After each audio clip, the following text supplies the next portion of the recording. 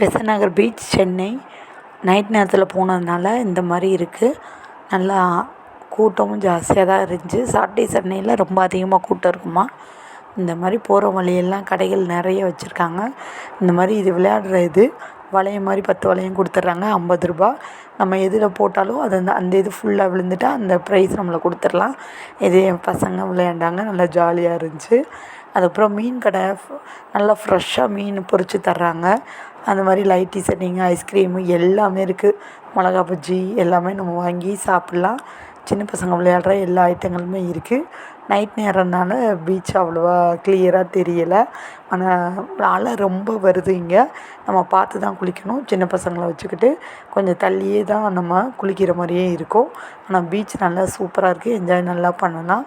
ஃபுல்லாமே நல்ல லைட்டு வந்து அதிகமாக எல்லா கடைகளையும் எரியிற மாதிரி இருக்குது. இந்த ஃபிஷ் கடையிலேருந்து நாங்கள் ஃபிஷ் சாப்பிட்டோம்.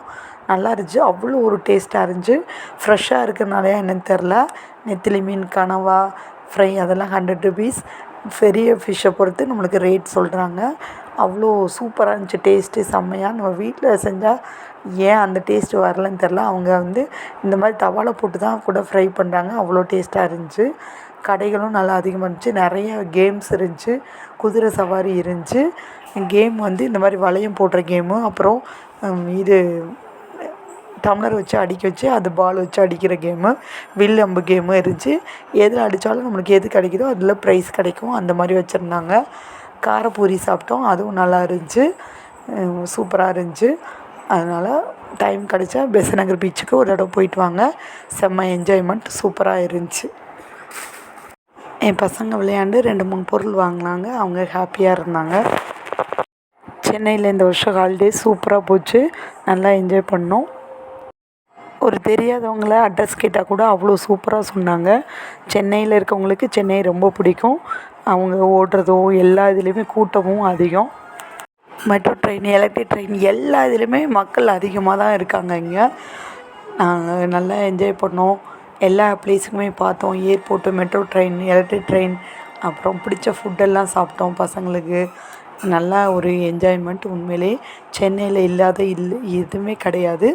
எல்லாமே இருக்குது. காசு இருந்தால் என்ன வேணால் வாங்கலாம். நல்லாவும் என்ஜாய் பண்ணலாம். பீச்சு, மாலு, ரெஸ்டாரண்ட்ஸ் சொல்லிட்டு எக்கச்சக்கமானது இருந்துச்சு.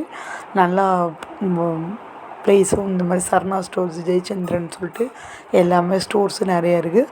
நாங்கள் ஆசைப்பட்ட பீஸாவும் சாப்பிட்டுட்டு உண்மையிலே எல்லாத்துக்கும் ரொம்ப தேங்க் பண்ணணும்.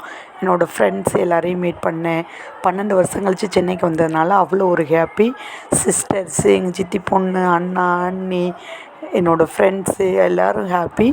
எல்லோரும் அவ்வளோ சூப்பராக கவனிச்சிக்கிட்டாங்க. உண்மையிலே ரொம்ப ஹாப்பியாக இருந்துச்சு. எல்லாருக்கும் ரொம்ப தேங்க்ஸ். இந்த மெமரிஸை வந்து மறக்கவே முடியாது. சென்னை சூப்பர்.